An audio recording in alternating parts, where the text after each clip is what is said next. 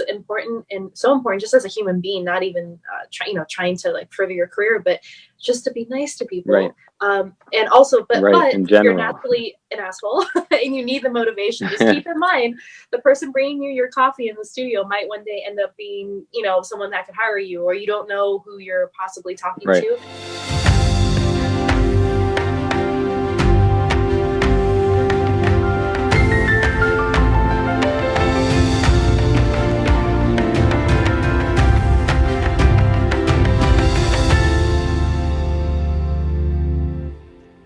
Hey everyone, hope you're all doing really well. Recently I conducted an interview with the amazing Tina Guo, who's a cello rock star. Now you might know her as Hans Zimmer's lead cellist, just killing it on the stage with that electric cello and the acoustic cello, and that's how I first discovered her and her incredible gift, and then I started checking out all her amazing YouTube videos.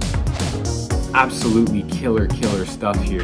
It really was a pleasure to speak with Tina, as she gave such open and honest advice about what it took her to make it to the top of her game, and the struggles and the barriers and the challenges that she faced.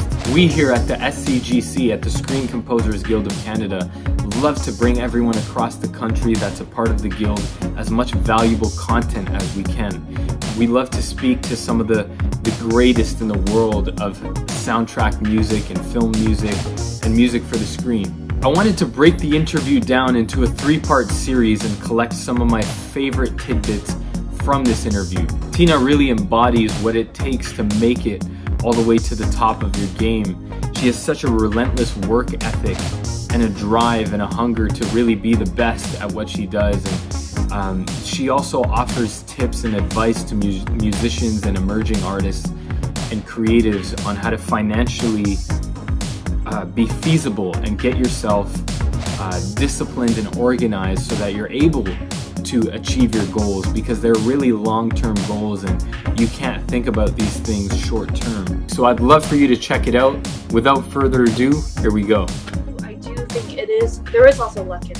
There is also the right timing, because for me, even though I was hustling so much, so hard, and working on these projects that people might see as, oh wow, she was a soloist on this movie and that movie and these TV shows, and she's working on big things, it's still financially, it's still really difficult. It truly is. So having that opportunity to go on tour, to have this, be a salaried employee basically, and to be able to perform at the same time was amazing.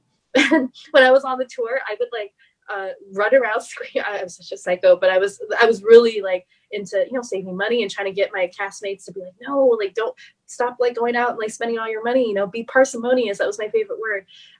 Right. And I don't know if everybody listened, but I had this app. I still have it on my phone. It's called My Budget. It's free, of course. And I think it's available for Android as well as iPhone. And it's a very, very simple app, which is great. And you basically just log in every penny that you spend, and it resets every week. And I spent $20 a week, $20 a week for almost the entire 2 years, except for a couple of, splurges or purchases here and there, but that was my norm. And your bills. Yeah, but if you're not on tour, how can you do that? I understand that's not possible. But if you don't have any, expenses for rent or whatever, you're able to do that. And I would go to craft services, which you're not supposed to do, and take energy bars, and put them in my bag. Take it for the next day. Yeah. No, and on days off, I would only drink the free coffee and tea from the hotel room, because it's there, it's fine. Which is why now I have very cheap taste in drinks, because I'm it all tastes great. That's what my brother tells me. He's like, don't struggle too much, because you might get used to it, and then when you're actually wealthy one day, then you're just going to want to eat at McDonald's instead of these nice restaurants. I love McDonald's. That's a good point. I went to McDonald's in Toronto a few days ago. No, I have to say, high end. My taste is very cheap. So it's high end. It's high end. Yeah. No, I so really understand. No, that's I can totally relate. So can you, going into, some of your work with Hans, can you talk a little bit about what that process has been like of, whether it's recording solos for him, what does a project look like with him? If you can walk us through any of Sure. your favorite examples, Sherlock Holmes, Yeah. whatever it may be. Yeah. Well, I think it definitely depends on the situation, and how much actual like coaching and producing is required. For me, the favorite I think score that we worked on together, and obviously I'm a little biased, but is Wonder Woman, the main theme from Wonder Woman. And that, Right. I believe, from what I remember, it was like I think almost an entire week, but it was multiple days of. And if you think about it, that theme is not super long. It's only what 20 seconds long in the movie, the actual complete theme, but it took that many days. And he really, like him, like standing in front of me, like not yelling, but like yelling in a nice way, and just like trying to figure out the right feel, the right tone, the right sound. And we were in his room, which I'm sure everybody's already seen the amazing photos of it, the harem room thing, and the brothel. Yeah, the brothel. And then, a lot of other composers, engineers, and people that worked there. They were all there, just looking, so no pressure. Right. And so that one was definitely very, very hands-on, very, like everybody like staring, working together to do it, because it was like the main theme, and it's very electric cello driven. And then for some of the other projects, it just really depends. Like right now, I've been recording for some, just like the backing tracks for Starmus. He's doing a performance there in Zurich. I think later, is it this month or next month or soon? So he's out of town right now working on some other project. So the last piece that I worked on for him, I just went and I work with the engineers myself. And so he, he's very trusting. He's like, oh, don't worry, I know you know what you're doing. I'm like, okay. So I'll go in and record and work with, the other composers that are working on this project. And then today, this is like the most hands-off, where they just send me, the MIDI, some of the parts, the track that they need me to layer some acoustic cello on. And then I just do it myself and I send back the track. So it literally, it's like from one extreme to, the other, like everything else in my life. So it just depends on what's needed. And I think when you've built a relationship, like I'm really grateful to have built a lot of relationships long, like over a decade, with different composers or songwriter bands or whatever that I've worked with. And I think once you get to the point of even doing 3 or 4 different things together, they're like, okay, we kind of understand how this process works. You build some chemistry together. Yeah. No, it totally does. And, in contrast to that, how would because, you got a remote recording session today, like you mentioned, a lot of composers, are interested in how do your remote sessions work, and, walk us through that process, and how are you transcribing, and et cetera, et cetera. Well, it's very magical. Basically, all you have to do is just send your track.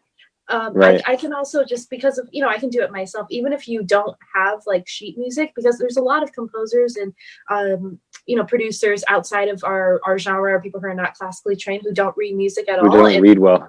I still don't read well. No, it's not, it doesn't matter. Like, it's not important. So for in that case, I'm like, just play out, like, if it's like close, that would be ideal to what you want me to play. On just whatever sample, and then just send me the MIDI. Sometimes people even just send me their entire session, because they're like, oh, whatever, just send the whole session. They send it to me.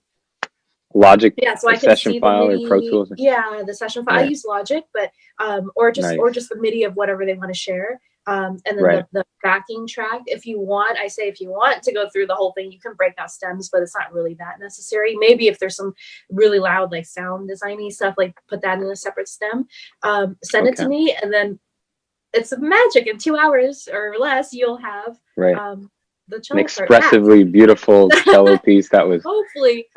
And what I try to do is I do try to over deliver, because that's what you should do, but B, send like multiple takes with like different articulations and different ways of playing it, because sometimes even with myself, because I also hire remote recording musicians and other musicians, sometimes they'll do stuff that I didn't even think of, and they're like, oh, I just tried this. I'm like, oh my god, that's genius. What do you think? Yeah. So and because I don't do live viewing like we're doing right now, like my thing, I don't know what it is. Like for me, I feel like it takes me out of, in the studio it's different, because you're all in the studio and it's like that, but you're in your zone. To worry about another component, to have to, get out of my pajamas and put on makeup and look presentable. I apologize. Look all pretty, and no, you look great. You look great. It's the casual look, the casual look. Yeah, and it just like takes up more, I feel like more time and energy. So sometimes if it is a more complex project, I've done remote recording sessions with literally 35 cues. So it's like a lot, you know. Then in that case, we'll have a Skype or a FaceTime or something face to face, you know, virtually. And then I'll go over, and I don't charge for that, of course, but I'll go over every cue, all their different notes if they sent me an email before, just so we understand. Because sometimes, you know, something that's written on paper, you're like, what is that supposed to be? So we kind of talk through it. And then I'll, you know, copy and paste all my notes into the actual session just on the side, so I can, you know, revert back to it. And that's it. And I'll do my recording. So on acoustic cello, I always record with my, you know, one microphone, but I send all the stems dry. I think only 1 or 2 times someone actually wanted the, you know, the settings or EQ or reverb that I use. But usually, you know, I just send it dry. So it's very simple. And then for the electric cello, what I do is I do have a couple of like, not signature tones, but like, I guess my tones that I use for my own music, the more metal sound. So I'll include, I'll include bounces with like those 2 tones. And then also a clean one, of course, so you can reamp it and do whatever you want. So almost like a wet version and a dry version. Yes, a very distorted wet version and a very ugly dry version. The electric cello dry does not sound good, let me tell you. It's like really bad. It's like a really nasally, cheap acoustic cello, but you can process it better. You know, it can really, obviously, it can take a lot more processing. And so... Yeah, and you can also sometimes, like with the acoustic cello, I've even done that where I'll just add effects onto the acoustic cello take, but it is kind of limited on how much distortion and stuff can be added. So. And do you have tips for when we're writing, when we're trying to, some of us, when we're trying to write for cello for you, should we try and imagine it to the full extent we can? And is it different writing for, or trying to imagine, like, do you embellish electric cello differently than acoustic cello parts that would be given to you? Yes. Okay. So this is kind of, I think, a multi-part answer. So the first thing is, I think there's different projects, different composers. You know, I've worked with some people who they know exactly what they want, like almost to the point where I'm like, listen, okay, it's a little too much. It's like, okay, use this bowing, use this fingering, and do this like, and so it's like every single thing is worked out. But that's good because it keeps it simple for me. And then some people, I mean, it's a little too extreme where it's just a drone. They're like, here, just make something up. I'm like, no, you're supposed to compose the piece, not me. But maybe if they give at least like a structure, an outline of a melodic idea, or like at least chord changes or something, you know, and then so that it's like, there again, 2 different extremes. But if you're actually writing for cello, for example, one thing I have run into, which again, I don't know what the best solution would be, maybe just asking a friend who plays the cello or asking the person that you're hiring, hey, is this actually playable on the cello, or can it be kind of like, because I've done some stuff which it's impossible to actually play it all in one take, but then I'll just split it up, you know, into like multiple tracks, which, you know, it's not, I mean, some musicians complain like, oh, that's not like cellistic. They're not, you know, they're not educated in the art of writing for, I'm like, yeah, but most people aren't. Like, I don't know how to even write for like clarinet or something, you know, and I'm a classically trained musician. I have no idea what the ranges are and stuff. So, I feel like, yeah, just like you can just ask them, but you know, sometimes it's a little bit extreme. If you have a very fast passage, and there's notes that look a little too far apart, like keep in mind, like someone has to actually physically try to, it's not a sample where you can just, you know, go like that and it's easy on a keyboard, you know, it's like almost impossible to record. And then you don't want to end up where they literally have to record one note at a time, because then you might as well just use your sample libraries. So, so try to take that into consideration. And for me, I've had a couple situations where it was really just like impossible to actually record with a real person.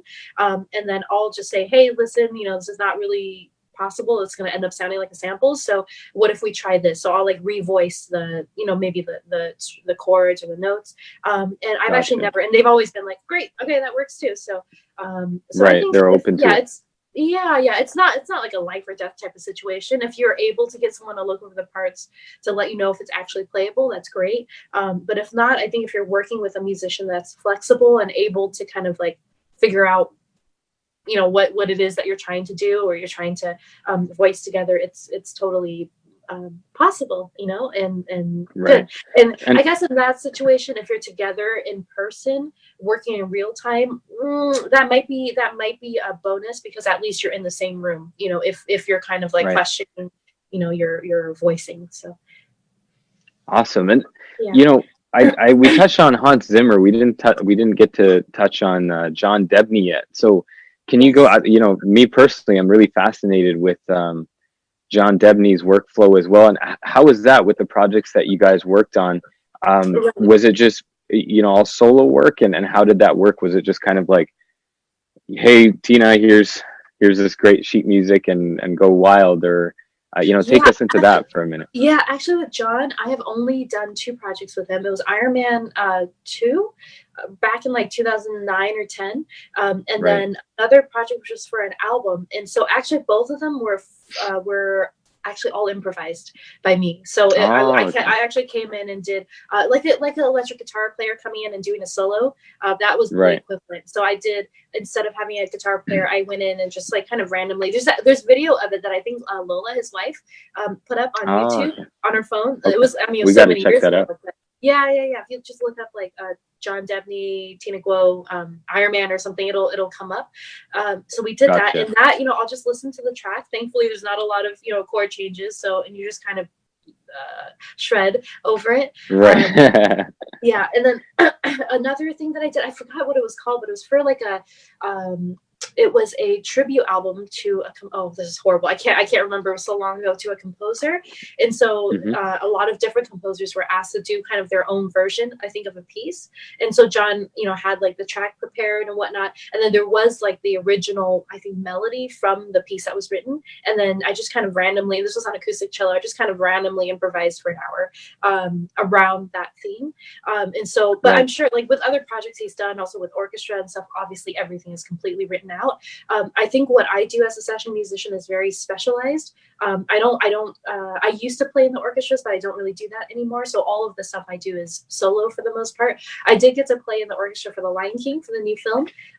Oh, amazing. Yeah. I also did some solos for that, but Han said, "Oh, I want you in the orchestra." I thought, great, amazing. It's been so long since I've done that, you know, and it was a lot Incredible. of fun, you know, because I'm usually always just alone in my box. I'm sure you guys can relate, like all day, well, with my Right. dogs, of course, but I'm just always working Right. alone. So it was kind of fun to get to talk to people and see other musicians.